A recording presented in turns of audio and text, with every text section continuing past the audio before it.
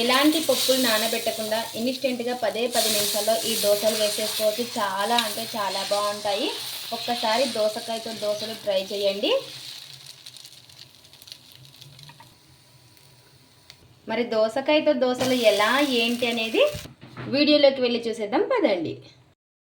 ఇక్కడ వచ్చేసి ముందుగా ఒక కప్పు రవ్వను అయితే తీసుకున్నాను. ఇక్కడ వచ్చేసి గోధుమ రవ్వ అయితే తీసుకున్నాను. మీరు కావాలి అంటే సూజీ రవ్వ, బొంబాయి రవ్వ అయినా తీసుకోవచ్చు. ఇంకా ఒక బౌల్ అయితే తీసుకొని అందులోకి ఈ కప్పు రవ్వను అయితే వేసుకుందాము. ఇలా రవ్వను వేసుకొని రవ్వ వేసుకున్నాక ఇందులోకి కప్పు నీళ్ళని అయితే వేసుకొని బాగా కలిపేసుకుందాం. ఒకసారి ఇలా మునిగే వరకు నీళ్ళు అయితే వేసుకొని ఇంకా ఒక 15 నిమిషాలు అయితే ఈ రవ్వని నానబెట్టేసుకుందాము. ఇలా ఒక ప్లేట్ అయితే పెట్టేసుకుందాం. ఇప్పుడు ఇందులోకి చట్నీ అయితే చేసేసుకుందాం. ఇప్పుడు ముందుగా ఒక పెన్నం అయితే పెట్టేసుకొని అందులోకి పల్లీలను అయితే వేసుకుందాము. ఇలా పల్లీలను అయితే వేసుకొని ఈ పల్లీలని సిమ్లో పెట్టేసుకొని వేయించేసుకుందాము. ఈ పల్లీలు సిమ్లో పెట్టుకొని వేయించుకుంటే చట్నీ చాలా టేస్టీగా ఉంటుంది. ఇలా ఇంకా ఈ పల్లీలని వరకు వేయించేసుకుందాము. ఇలా పల్లీలు వేగిన తర్వాత తీసి ప్లేట్లు అయితే పెట్టేసుకున్నాను. ఇప్పుడు ఒక కడాయి అయితే పెట్టేసుకొని అందులోకి కొంచెం నూనె వేసుకొని పచ్చిమిర్చి కూడా వేసుకొని ఇవి మగ్గించేసుకోవాలి. ఇలా పచ్చిమిర్చి కూడా కొంచెం మగ్గిన తర్వాత ఇంకా గ్యాస్ అయితే ఆఫ్ చేసేసుకొని చల్లారిన తర్వాత మిక్సీ పట్టేసుకోవడమే. ఇంకా ఇక్కడ వచ్చేసి వేయించుకున్న పల్లీలు, పుట్నాల పప్పు, 2 వెల్లుల్లి రెబ్బలు, చిన్న అల్లం ముక్క, అలాగే వెల్లుల్లి ఇవన్నీ కూడాను ఇప్పుడు మిక్సీ జార్లోకి అయితే వేసుకుందాము. ఇంకా కొద్దిగా నానబెట్టుకున్న చింతపండు, అలాగే వేయించుకున్న పచ్చిమిర్చిని, రుచికి సరిపడినంత ఉప్పు, నీళ్లు వేసేసుకొని మిక్సీ పట్టేసుకుందాం. ఇలా ఇంకా మిక్సీ పట్టేసుకొని పోపు కూడా పెట్టేసుకున్నాను. జీలకర్ర, ఆవాలు, కరివేపాకు, ఇంకా నూనె వేసేసుకొని ఇంకా చట్నీ అయితే రెడీ అయిపోయింది. ఈలోపు మనకి రవ్వ కూడా నానిపోయి ఉంటుంది. ఇంకా మిగతా ప్రాసెస్ అయితే చూసేద్దాం. ఇక్కడ వచ్చేసి దోసకాయలను అయితే తీసేసుకున్నాను. మీరు కావాలంటే పైన ఈ పొట్టు అంతా కూడా తీసేసుకోవచ్చు. నేను అలాగే వేస్తున్నాను. ఇప్పుడు వీటిని కట్ చేసేసుకుందాము. ఎండాకాలంలో ఒక్కసారి ఈ విధంగా చేసి ఇవ్వండి. పిల్లలు పెద్దలు ఇష్టంగా అయితే తినేస్తారు. ఇలా ఇంకా పీసెస్ లాగా కట్ చేసేసుకుందాము. ఇలా ఈ విధంగా పీసెస్లా కట్ చేసేసుకోవాలి. ఇలా కట్ చేసుకున్న వాటిని ఇలా ఒక కప్పు దోసకాయ ముక్కలను అయితే తీసుకోవాలి. ఇంకా ఇక్కడ వచ్చేసి రవ్వ కూడా నానిపోయింది. చూసారు కదా, మనకి రవ్వ కూడా నానిపోయింది. ఇప్పుడు ఇందులోకే మనం దోసకాయ ముక్కలను అయితే వేసేసుకుందాము. మీరు కావాలి అంటే నీళ్ళ ప్లేస్లో పెరుగైనా వేసుకోవచ్చు. ఇక్కడ మనం పెరుగేమి లేకుండా చేస్తున్నాం అనమాట ఈ దోశలు. ఇలా దోసకాయ ముక్కలను వేసేసుకొని ఒకసారి మొత్తం కలిపేసుకుందాము. ఇప్పుడు ఒక మిక్సీ జార్ అయితే తీసేసుకొని ఇంకా అందులోకి ఈ నానబెట్టుకున్న రవ్వని, దోసకాయ ముక్కలను అయితే వేసేసుకుందాము. ఇలా ఇంకా మనకి ఎంతైతే పడుతుందో అంతా కూడాను వేసేసుకొని ఇప్పుడు ఇందులోకి కొంచెం కొత్తిమీర, అలాగే ఒక పచ్చిమిర్చిని వేసుకోవాలి. ఇలా నీళ్ళు అనేది చూసుకొని వేసుకొని ఇంకా మెత్తగా మిక్స్ అయితే పట్టేసుకుందాము. ఇప్పుడు ఒక బౌల్ అయితే తీసేసుకొని మిక్సీ పట్టుకున్న బ్యాటర్ని ఇందులోకి వేసుకోవాలి. నీళ్ళు అనేది చూసుకొని వేసుకోవాలి. మనం ఎక్కువ వేసుకోకూడదు.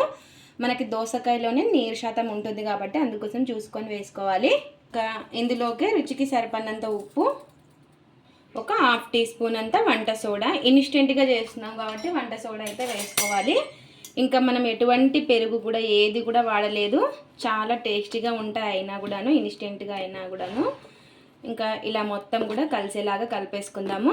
మనకు దోశ బ్యాటర్ ఎలా ఉంటుందో అలా ఉండేలాగా చూసుకోవాలి.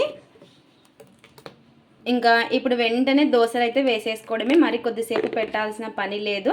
ఇంక ఇప్పుడైతే దోశ వేసేసుకుందాము. ఇక్కడైతే పెన్నం అయితే వేడెక్కింది. పెన్నం వేడెక్కిన తర్వాత దోశ వేసేసుకోవడమే. ఇలా కొంచెం నీళ్ళు వేసుకునే ముందు పిండిని ఒకసారి కలిపేసుకొని ఇంకా మనం దోశ వేసేసుకోవడమే.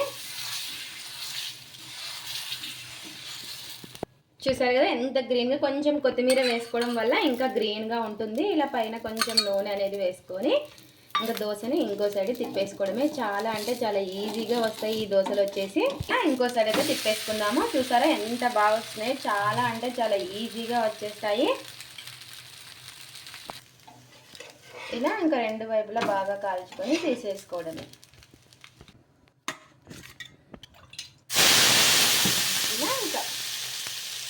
ఇలా ఒక గరిట పిండిని మీరు దోశని తురిమి వేసుకుంటే మనకి అక్కడక్కడ ఇట్లా కనిపించకుండా ఉంటాయి. తురిమైనా వేసుకోవచ్చు. ఇలా ఈ విధంగా కొంచెం స్ప్రెడ్ చేసేసుకోవడమే. చూసారు కదా మనకు హోల్స్ అనేవి ఏ విధంగా పడుతున్నాయో. ఇది వచ్చేసి సెట్ దోశలు అనమాట. మనం పెద్దగా కావాలనుకుంటే పెద్దగా కూడా వేసుకోవచ్చు. ఇలా పైన కొంచెం నూనె వేసుకున్నాము. దోసకాయని తురిమి వేసుకుంటే మనకి ఎక్కడా కూడాను ఉండలు అనేది లేకుండా మెత్తగా అయిపోతుంది అనమాట. ఇలా ఒక సైడ్ కాలిన తర్వాత ఇలా ఇంకో సైడ్ తిప్పేసుకోవడమే. ఇలా రెండు వైపులా బాగా కాల్చుకొని తీసేసుకోవడమే. ఇంకా ఇప్పుడు పెద్దగా వేసి చూపిస్తాను. ఇలా గరిట పిండి అనేది వేసుకొని ఈ విధంగా స్ప్రెడ్ చేసేసుకోవడమే దోశని. ఇంకా హైలో పెట్టేసుకొని దోశని రెండు వైపులా బాగా కాల్చుకోవడమే. మనకు క్రిస్పీగా కావాలి అంటే మీడియం ఫ్లేమ్లో పెట్టేసుకొని కాల్చుకుంటే క్రిస్పీగా కూడా అవుతుంది. బాగా కాలిన తర్వాత ఇంకా తీసేసుకోవడమే. చూసారా ఎంత ఈజీగా వస్తున్నాయో. ఇలా రెండు వైపులా బాగా కాల్చుకొని తీసేసుకోవడమే. ఇలా రెండు వైపులా కాల్చుకొని తీసేసుకోవడమే. ఎంతో టేస్టీగా ఉండే దోశలు అయితే రెడీ అయిపోయాయి. ఇప్పుడు టేస్ట్ అయితే చూసేద్దాం. ఇంకా ఇందులోకి చట్నీ అయితే చేసుకున్నాం కదా, ఆ చట్నీలోకి అయితే చూసేద్దాం. ఇలా మనకి క్రిస్పీగా కావాలి అంటే మీడియం ఫ్లేమ్లో పెట్టేసుకొని కాల్చుకుంటే క్రిస్పీగా వచ్చేస్తాయి. మీరు కూడా ఒక్కసారి ఈ విధంగా దోసకాయతో ఎండాకాలం ట్రై చేయండి, చాలా టేస్టీగా ఉంటాయి. ఇంకా ఇక్కడ వచ్చేసి సెట్ దోశలు చూసారా, స్పాంజీగా నోట్లో పెట్టుకుంటే కరిగిపోయేలా ఉంటాయి. ఇది ఫ్రెండ్స్ ఇవాల్టి వీడియో. మా వీడియోస్ కనుక మీకు నచ్చినట్టయితే లైక్ చేయండి, షేర్ చేయండి, కామెంట్ చేయండి, సబ్స్క్రైబ్ చేసుకోండి. స్కిప్ చేయకుండా పూర్తి వీడియో చేయండి. చూసిన వాళ్ళు ఒక లైక్ అయితే చేయండి. దోసలు ట్రై చేసి ఎలా వచ్చాయో కామెంట్ అయితే పెట్టండి. Thanks for watching. Bye bye.